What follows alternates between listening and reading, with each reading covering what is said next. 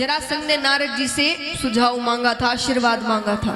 तब नारद जी ने काल यवन का नाम बताया था, उसका भी भगवान उद्धार करते हैं। पर जरासंध को बदला लेना है।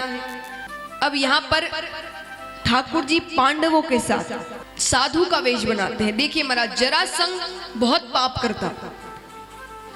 हम कहते ना पाप करो तो पाप का घड़ा भर जाता है, और घड़ा जैसे ही भरता है विनाश होता है। पर जरासंध का विनाश क्यों नहीं हो रहा था? क्योंकि वो दान बहुत करता था।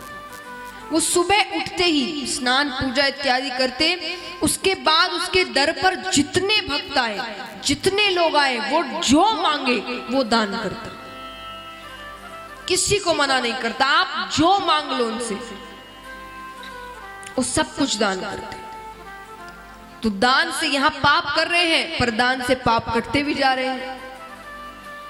तो भगवान, इसीलिए अब भगवान कोशिश करते हैं कोई ना कोई तरीका तो ढूंढना पड़ेगा, क्योंकि है तो पापी ही। तो ठाकुर जी पांडवों के साथ साधु का वेश बनाते हैं, उसके दर पर जाते हैं, दान के लिए जाते हैं। वो दान करने लगता है तो बोले ये नहीं चाहिए, एक वचन चाहिए। क्या? कि हम जो मांगेंगे तुम हमें वो दोगे। जरासंध ने कहा वचन की कोई जरूरत नहीं है। क्यों जरूरत नहीं है? बोले कि तुम्हें जो मांगना है तुम मांगो, मैं वचन के बिना भी तुम जो मांगोगे तुम्हें वो दे दूंगा। बोले नहीं, हमें वचन ही चाहिए। बोले क्यों वचन चाहिए? अरे तुम ज्यादा से ज्यादा क्या मांगोगे? हम किसी व्यक्ति से कुछ मांगने जाते हैं तो ज्यादा से ज्यादा उससे क्या मांगते हैं? जितना उसके पास है उतना सब कुछ मांगो। जो उसके पास है ही नहीं वो थोड़ी कोई मांगता है। तो जरासंध ने कहा तुम ज्यादा से ज्यादा मेरा राज्य मांगोगे। राज्य यानी मेरा घर, मेरा पद, धन, ये सब चीज चला गया तो मेरे पास क्या बचेगा? तुम ज्यादा से ज्यादा मेरा राज्य मांगोगे, मैं दे दूंगा। क्यों? क्योंकि मुझे मेरे बल पे इतना भरोसा है कि मैं युद्ध करके तुमसे उसे वापस ले लूंगा। तो ऐसा नहीं, यहीं पे पता चलता है वो दान मन से नहीं करते थे, क्योंकि दी हुई चीज वापस थोड़ी लेते हैं। तो बोले मुझे अपने बल पे भरोसा है, मैं अपना राज्य तुमसे वापस ले लूंगा, तुम्हें जो मांगना है मांगो। अब यहां पर अर्जुन वो अपनी तारीफ कर रहे हैं, अर्जुन को क्रोध आ जाता है। अर्जुन ने हाथ उठाकर कहा जितना कहा गया है उतना ही करो।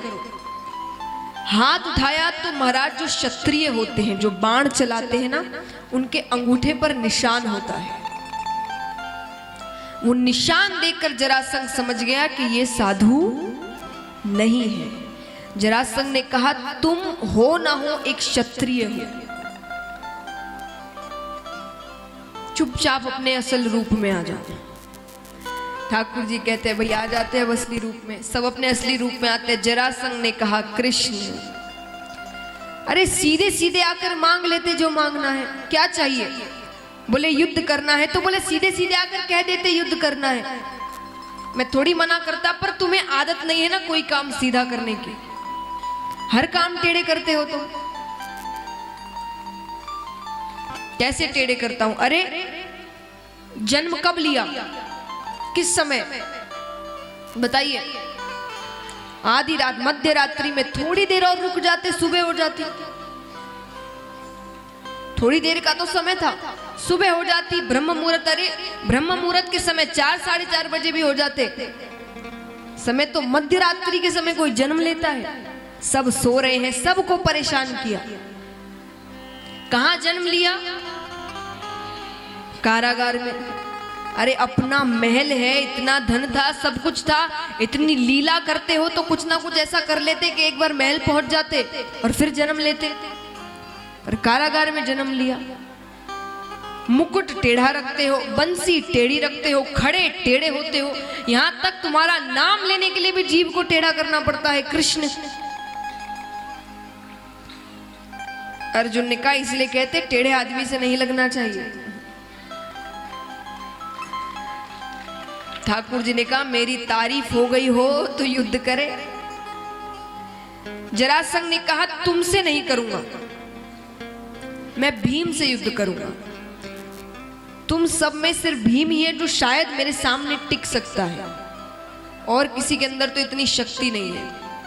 भगवान ने कहा अच्छी बात है, मैं तुम्हें अपने हाथों से मारना भी नहीं चाहता, क्योंकि जिन्हें मैं मारता हूं वो मेरे धाम जाते हैं, तो तुम्हें मैं अपने धाम भेजना नहीं चाहता। युद्ध आरंभ होता है। युद्ध आरंभ होता है, कई दिनों तक युद्ध चला, पर जरासंध की मृत्यु नहीं हो रही। क्यों नहीं हो रही? इसके पीछे इतिहास है। बृहदवीत नामक एक राजा थे, उनकी 2 रानियां थी, कोई संतान नहीं। एक संत के पास वो उनकी सेवा करते हैं। संत ने उन्हें एक फल दिया।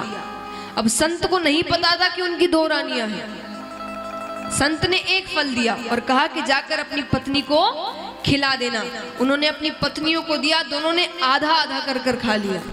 दोनों को 9 महीने बाद पुत्र हुए, आधे आधे। उनमें प्राण नहीं रहते। रात में होते हैं तो रातों रात राजा ने कि प्रजा इस बात से डर ना जाए। पहले महाराज अशुभ शुभ ये सब बहुत मानते थे, कुछ ऐसी चीजें हो जाए तो ये मान लेते थे कि शायद ये कोई अशुभ घटना से एक संकेत मिल रहा है कि कुछ बहुत बुरा होने वाला है। राजा डर गए कि प्रजा कहीं मुझसे उसका विश्वास ना उठ जाए, तो रातों रात उन्होंने 2 भागों को जंगल में फेंक दिया। 2 शरीरों को पकड़ती है और जी जी कर कर चिल्लाने लगी। जी यानी प्राण, और जी करते करते करते उसने दोनों भागों को जोड़ दिया, तो उसमें प्राण आ गए। इसीलिए नाम पड़ा जरासंध। जरा नामक राक्षसी ने हिस्सों का संग किया, नाम पड़ा जरासंध। तो बीच का जो हिस्सा था ये कमजोर था, और बाकी कहीं कुछ भी करो उसे कुछ नहीं होता। तो ठाकुर जी ये बात जानते थे, इसीलिए भीम नहीं मार पा रहा था। 27 दिनों तक युद्ध चलता है, क्योंकि सूर्यास्त के बाद युद्ध होता नहीं था। वे मल्ल युद्ध कर रहे थे, बाणों के से, तलवारों से नहीं, हाथों से युद्ध हो रहा था। ठाकुर जी ने 27वें दिन कहा कि कल मुझ पर नजर रखना, मैं कुछ इशारे करूंगा तुम्हें। भीम ने कहा ठीक है।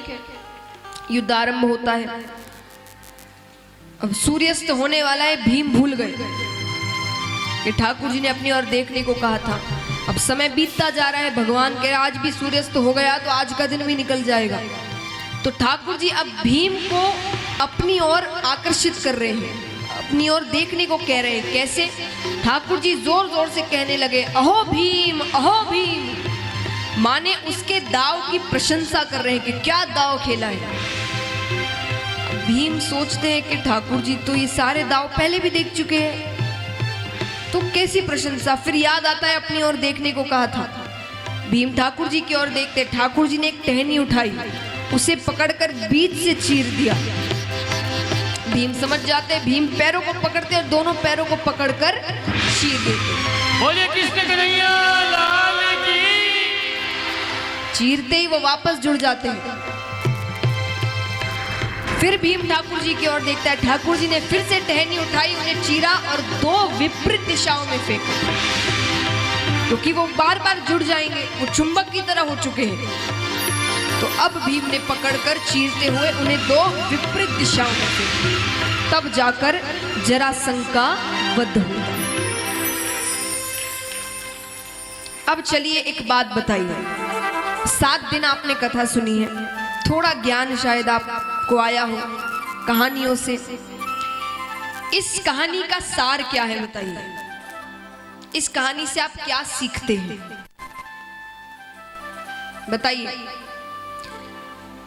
देखिए, बताएंगे तो बताइए, नहीं बताएंगे तो ना करिए, सिर्फ देखते मत रहिए।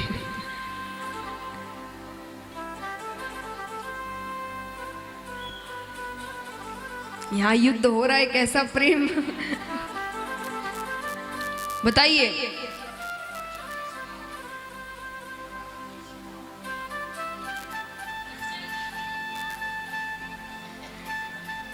ये चीजें वो और भी कथाओं में आपको बता, हर कथा का एक सार होता है, उस कथा से आप यही पहली बात सीखते हैं। बताइए।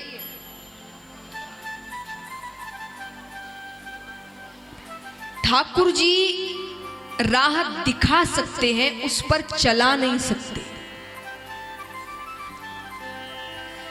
भीम कह देता कि मुझे अपने आप पर भरोसा है, नहीं मानता मैं उनकी बात। भीम कोई साधारण थोड़ी थे। आज बलशालियों में किसी का नाम लेते हैं, कोई झगड़ता है तो क्या कहते हैं उसे? भीम, क्योंकि वो बहुत बलशाली थे। तो भीम कह देते कि मुझे मेरे बल पे भरोसा है, मैं मार सकता हूं इसे, भले ही 10 दिन बाद मारूं, पर मैं अपने हाथों से मारूंगा, अपनी समझ से मारूंगा। तो भगवान कुछ करते? नहीं करते। भगवान ने खुद ने आकर मारा? नहीं मारा। उन्होंने बस बता दिया कि सही कार्य ये है, करना नहीं करना तुम पर निर्भर करता है। सब्सक्राइब करें टोटल भक्ति को। अब हमारे वीडियोस को सबसे पहले देखने के लिए बेल आइकन को दबाना ना भूलें। इस वीडियो को लाइक और शेयर जरूर करें। आप हमारे चैनल को सब्सक्राइब भी कर सकते हैं।